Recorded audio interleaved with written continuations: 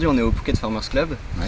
J'aurais voulu que tu te présentes un peu aux internautes, nous présenter un peu la ferme. Comment tu as eu cette idée de ferme à Phuket? J'ai un ami qui m'a montré le terrain ici et qui m'a demandé si on pouvait créer un jardin organique et j'ai tout de suite vu le potentiel du terrain et donc on s'est lancé dans le projet pour montrer différentes techniques de faire pousser légumes et fruits totalement organiques et puis pour pouvoir aussi surtout montrer aux gens différentes techniques pour qu'ils puissent eux aussi faire pousser dans leur jardin.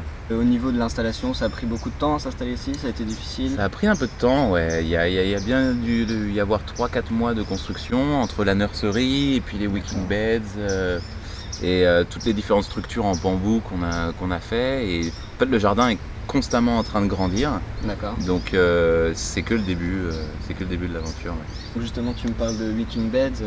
Vous avez plusieurs choses dans la ferme. Est-ce que tu peux nous expliquer? Là, par exemple, on est assis sur ce qu'on appelle un wicking beds où ce qui est différent par rapport à la version normale, c'est que l'eau est en dessous du sol. Donc elle est aspirée dans le sol et la plante se sert elle-même en eau, ce qui fait qu'on peut jamais, il n'y a jamais trop ou pas assez d'eau, c'est toujours le volume parfait pour la plante. D'accord. Ça demande un peu plus de temps en construction, mais ça donne beaucoup plus de production en fait. D'accord. Donc là derrière nous on a des haricots, là-bas on a des épinards, et comme vous pouvez le voir, c'est une production qui est assez importante. Au niveau des autres installations qu'on peut voir, ouais. on a quoi? Après on a les raised beds traditionnels, ce qu'on appelle un peu hors sol. Donc on rajoute du sol et du bon terreau et on fait planter directement un peu en mode traditionnel. D'accord. Et ensuite on a aussi des structures en bambou qui sont donc qui servent de support pour les plantes qui grimpent. On a derrière là-bas ce qu'on appelle le mandala garden qui est en cercle, qui a un côté très esthétique et qui crée des microclimats.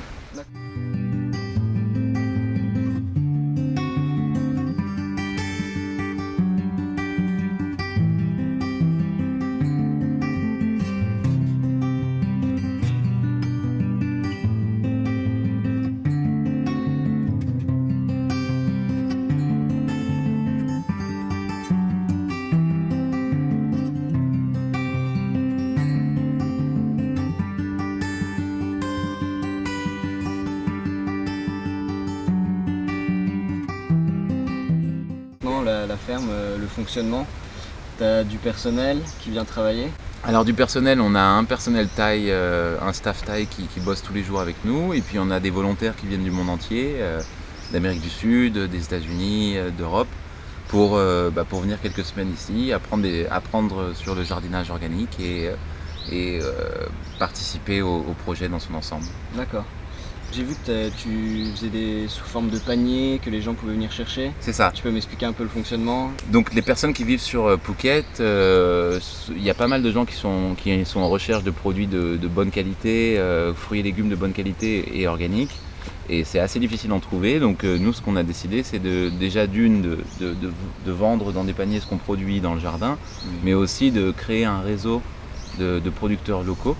Avec qui on a checké qu'ils utilisent pas de produits chimiques et qui soient aussi organiques pour participer à nos paniers et puis qu'on puisse tous ensemble pouvoir fournir aux membres des paniers avec des légumes frais et aussi des produits faits maison comme des confitures, des sirops, des pestos. Les personnes deviennent membres pour 6 mois en payant 1000 bahts. Ils deviennent membres pour 6 mois et ils peuvent avoir accès à nos paniers et à nos produits faits maison. Ils ont accès aussi gratuitement à nos workshops. C'est une façon aussi pour eux de supporter le projet et puis pour nous de pouvoir avancer tous ensemble. Parce que si on avait décidé de faire tout le jardin avant d'ouvrir, ça aurait pris beaucoup plus de temps et c'était pas la meilleure solution. Donc aujourd'hui les membres sont là pour nous supporter.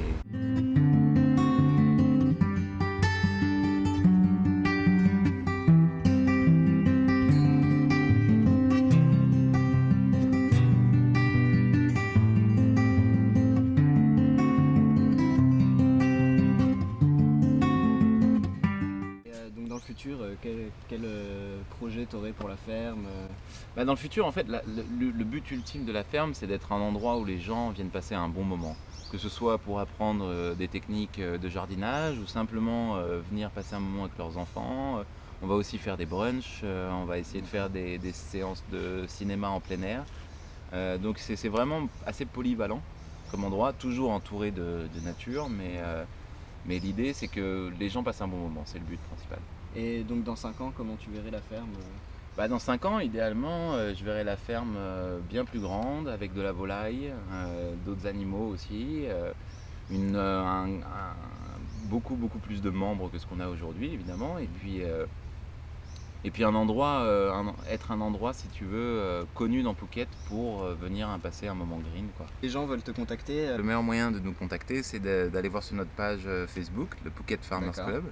Et dessus, vous trouverez mon numéro de téléphone et notre email, et c'est le meilleur moyen de nous contacter.